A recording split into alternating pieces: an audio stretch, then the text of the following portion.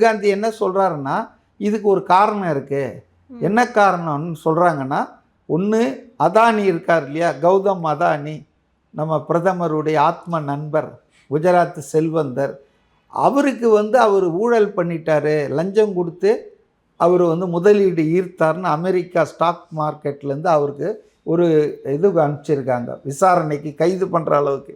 அந்த சம்மனை ஒரு வருஷமாக இந்தியன் கவர்மெண்ட்டு அதானிக்கு கொடுக்காமலே இருந்தாங்க.